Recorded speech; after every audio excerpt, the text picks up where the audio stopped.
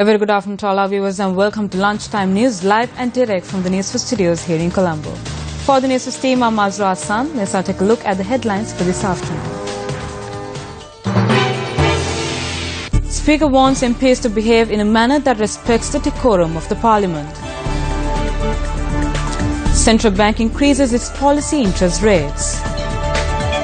Mahinda Rajapaksa appears before the Special Presidential Commission of Investigation. More than 200 migrants fear drowned off the coast of Libya.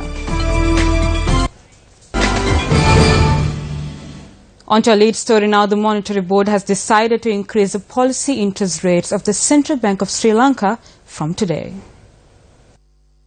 In a release, the CBSL said that standing deposit facility rate has been increased to 7.25%, while the standing lending facility rate has been increased to 8.75%.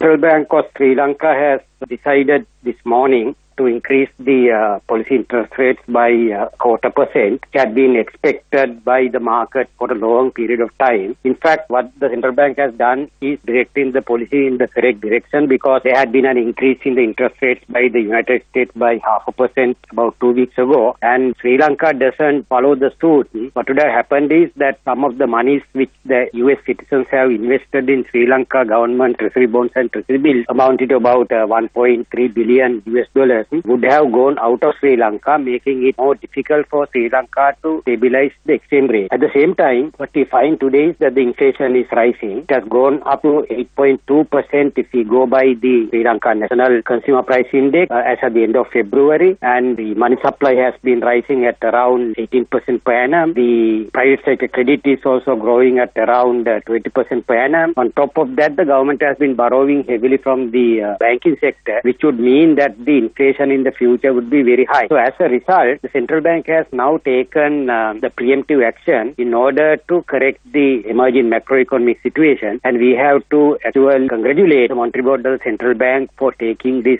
timely action today. At the start of parliamentary sessions today, Speaker Kauru Jayasuriya requested all MPs to act in a manner that respects the decorum of the Parliament. පාර්ලිමේන්තුවේ ගරුත්වය ආරක්ෂා කිරීම සඳහා පාර්සනන් කරුණු ඔබතුමන්ලාගේ කාරුණික අවධානයට යොමු කරවෙමි. I would like to draw your attention to the following points with regard to maintaining the decorum within Parliament. All parliaments must note that when addressing Parliament, one's speech must be limited to the subject one is speaking on. Members should also refrain from mentioning the names of other MPs. One must also not propagate false accusations against other MPs.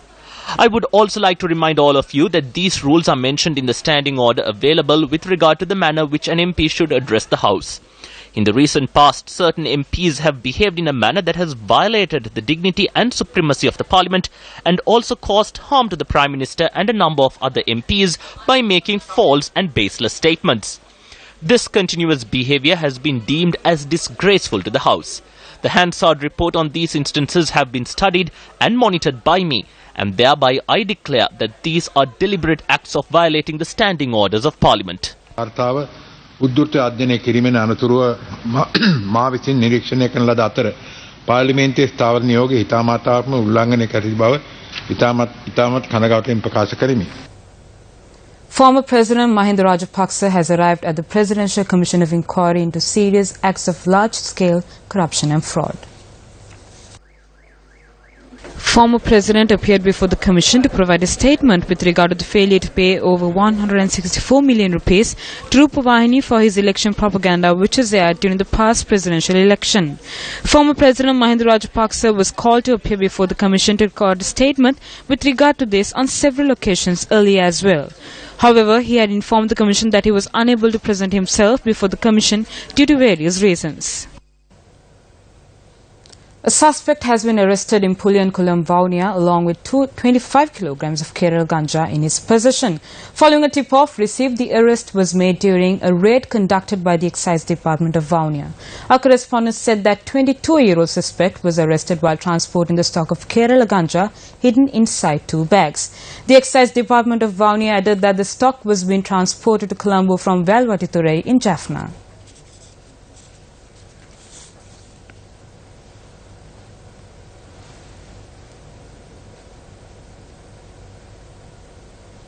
In more local news, a motorcyclist died following an accident involving an ambulance in Madampe area. The accident had occurred when an ambulance en route to Negombo from Chilau had collided with a motorcycle that was travelling in the opposite direction. Residents in the area had taken steps to transfer the patient who was in the ambulance at the time of the accident to another ambulance and admit him to hospital. The 55-year-old motorcyclist died after being admitted to the Chilau General Hospital. The Maravilla police have arrested the driver of the ambulance.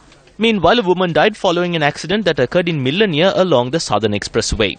The accident involved a car and a pickup truck and had occurred at around 3 p.m. yesterday. Police have commenced special investigations into the incident where a cache of hakapatas were being stored near the bathing area of the Pinnawala Elephant Orphanage.